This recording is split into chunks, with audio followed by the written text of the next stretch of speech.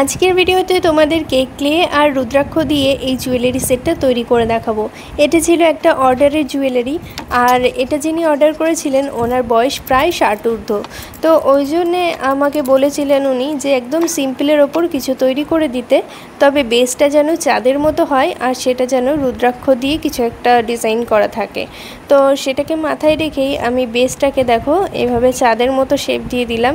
আর তোমরা যখন এরকম বেস তৈরি করবে যে কোনো জুয়েলারির জন্যে, তখন কিন্তু অবশ্যই বেসটা বসানোর আগে নিচে একটু পাউডার দিয়ে নেবে, তাহলে বেসটা পরে সহজেই উঠে আসবে, নয়তো কিন্তু এটাকে তুলতে গেলে এটা ভেঙে যেতে পারে। যেহেতু ক্লেটা শুকিয়ে গেলে সারফেসের সাথে আটকে যায়, ওই জন্য একটু পাউডার দিয়ে নেবে। এরপর দেখো এই যে রুদ্রাক্ষগুলো নিয়েছি, এগুলো কিন্তু প্লাস্টিকের। তো যাই হোক, এগুলোকে আটকানোর জন্য প্রথমে এই যে হেডপিনগুলো ভেঙে নিচ্ছি। হেডপিনগুলো অনেকটাই লম্বা ছিল, এতটা লম্বা দরকার নেই, তাই একটু ভেঙে নিলাম।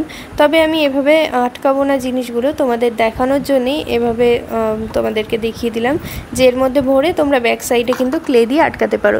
তবে আমার বেসটা যেহেতু অনেকটাই পাতলা, ওই জন্যই আমি এভাবে আর আটকাচ্ছি না। আমি আঠা দিয়ে এর ওপর কিছুটা ক্লে বসিয়ে তার উপর আবার আঠা দিয়ে রুদ্রাক্ষগুলোকে বসিয়ে দেবো। তোমাদের বেস যদি মোটা হয় তাহলে কিন্তু তোমরা ব্যাক সাইডে হেডপিনের মধ্যে এভাবে রুদ্রাক্ষ ভরে নিয়ে আটকাতে পারো। তবে সেক্ষেত্রে জিনিসটা কিন্তু খুলে যাওয়ার চান্স থাকে যদি ঠিকঠাকভাবে সেটিং করতে না পারো।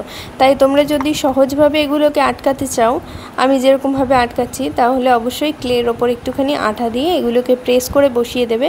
অবশ্যই কিন্তু এই যে বেসটা তৈরি করেছি এটা কাঁচা থাকা অবস্থাতেই এর ওপর ক্লে দিয়ে আঠা দিয়ে তারপর এগুলোকে বসাবে, না হলে কিন্তু এগুলো খুলে যাবে। আর খুব ভালোভাবে প্রেস করে দিতে হবে যাতে এগুলো খুলে না যায়। এরপর দেখো কানেরটা তৈরি করার জন্য সমান পরিমাণে দুটো এরকম গোল বল তৈরি করে নিয়েছি। তারপর একটা গোলকে এভাবে চ্যাপটা করে নিলাম। এবার এটাকে বর্ডার দেওয়ার জন্যে এভাবে শুরু করে ক্লেটাকে বেলে নিচ্ছি। আর সামনেই যেহেতু কালী পুজো, যারা রিসেলিং করতে চাইছো আমার থেকে জিনিস নিয়ে, তারা আগে আগে যোগাযোগ করো, কারণ দুর্গা পুজোতে যারা আমার কাছে রিসেলিং করেছো তারা অনেক শর্ট টাইমে কিন্তু জিনিসগুলো অর্ডার করেছো। তো সেক্ষেত্রে আমার একটু প্রবলেম হয়েছে জিনিসগুলো ডেলিভারি করতে ঠিক টাইমে। তো যারা কালী পুজোর জন্য রিসেলিং করতে চাইছো তাড়াতাড়ি যোগাযোগ করো। আর আমার ফেসবুক পেজ বং ক্রাফটার 6-এ মেসেজ করলেই কিন্তু আমার সাথে কথা বলতে পারবে। তো এখানে দেখতেই পেলে একই রকমভাবে আমি কিন্তু রুদ্রাক্ষটাকে বসিয়ে দিলাম প্রেস করে। আর আজকের জুয়েলারিটা একদম সিম্পলের ওপর হলেও জিনিসটা করতে আমার খুবই ভালো লেগেছে, কারণ এই রকম টাইপের জুয়েলারি আমি প্রথমবার তৈরি করলাম রুদ্রাক্ষ দিয়ে। তো এটা করতে খুবই ভালো লেগেছে আমার। আর সবচেয়ে বড় কথা, একজন বয়স্ক ভদ্রমহিলা আমাকে এই অর্ডারটা করেছেন, এটাতেই আমি খুব খুশি হয়েছি। তো এবার চলো টাসেল আটকানোর পালা। টাসেলের জন্য দড়ি পাকিয়ে নিয়েছি।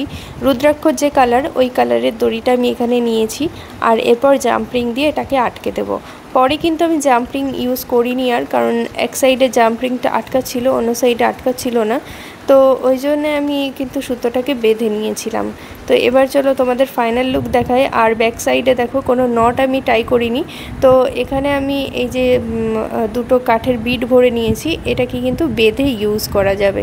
তো যাই হোক, দেখা হচ্ছে পরের ভিডিওতে। ভিডিওটা ভালো লাগলে একটা লাইক করে দিও।